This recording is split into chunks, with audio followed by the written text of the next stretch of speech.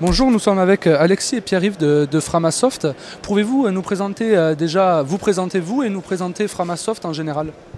Bonjour, donc Alexis Kaufmann, professeur de mathématiques. Et Pierre-Yves, je suis salarié de Framasoft. Voilà, et donc je suis aussi également le président de l'association.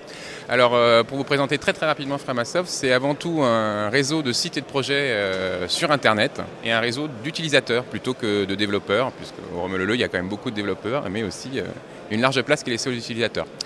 Ça a démarré en 2001 à partir d'un annuaire de logiciels libres qui n'existait pas, parce que la spécificité c'est qu'on démarrait on démarrait de Windows. Il y avait peu de gens qui parlaient de libre à partir de Windows et qui parlaient aux utilisateurs windowsiens entre guillemets. Voilà, et puis on s'est étendu, il y a pas mal de projets.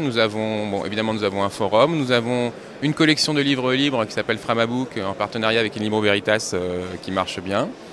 On a notamment un livre sur Ubuntu, Thunderbird, OpenOffice, Pip, LaTeX, etc.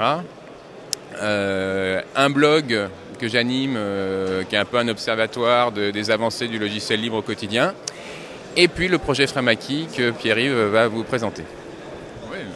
Donc le projet Framaki, il est né en 2005 sur une idée d'Alexis à la base qui s'était dit tiens, ce serait pas mal de mettre des logiciels libres pour Windows sur clé USB pour éviter en fait finalement d'avoir systématiquement transporté son ordinateur. Et donc l'avantage c'est que ça permettait de transporter avec soi non seulement les logiciels mais en plus tous les paramètres. Par exemple lorsqu'on est dans Firefox, on a tous ces marque-pages avec soi. Lorsqu'on est sous Thunderbird, sur la clé USB, on a non seulement le logiciel qui peut démarrer sur n'importe quel ordinateur équipé de Windows, mais en plus ses mails. Donc c'était très pratique pour tous les gens qui sont un peu nomades lorsqu'on va en vacances pour récupérer ses mails par exemple.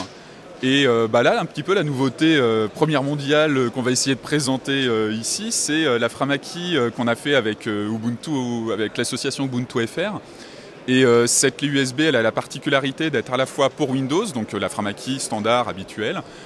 Elle fonctionne aussi sur Mac, sur lesquels il y a Firefox, Thunderbird et un ou deux autres logiciels. Et surtout, on peut on peut lancer Ubuntu depuis la clé. Lorsqu'on démarre l'ordinateur sur la clé USB, on lance un Ubuntu qui va être capable d'aller lire les mêmes profils que Firefox ou que Thunderbird. Donc on a vraiment quelque chose de relativement global. Et pour ceux qui ne peuvent pas démarrer sur la clé USB, il y a une solution de virtualisation d'Ubuntu, ce qui fait que depuis Windows, on va pouvoir, en branchant la clé depuis Windows et sans rééteindre et sans redémarrer l'ordinateur, on va quand même pouvoir lancer Ubuntu et accéder à ses données, à ses fichiers, etc.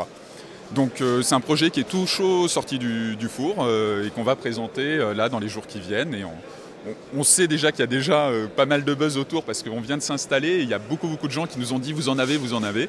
Donc oui, on a nos petites gélules, voilà, et qu'on va vendre.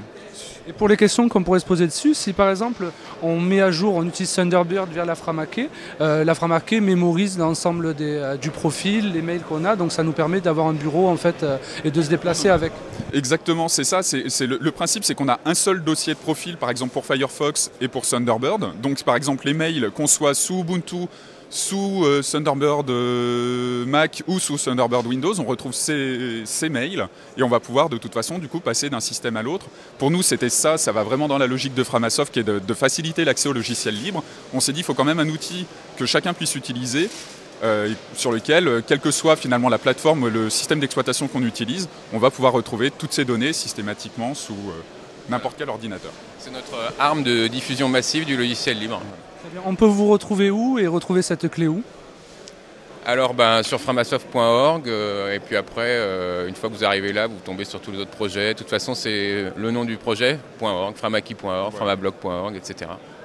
Il faut préciser aussi que donc sur Framasoft, on a aussi une sélection d'outils de logiciels libres dans différents domaines et ça vous permet de pouvoir trouver des outils libres dans tous les domaines quasiment. Ça c'est notre annuaire de logiciels libres qui est notre produit un peu phare, notre service phare depuis le début. Il y en a 1500 qui sont catégorisés, testés, annotés, etc. Très bien. Merci beaucoup, à bientôt. Merci à vous.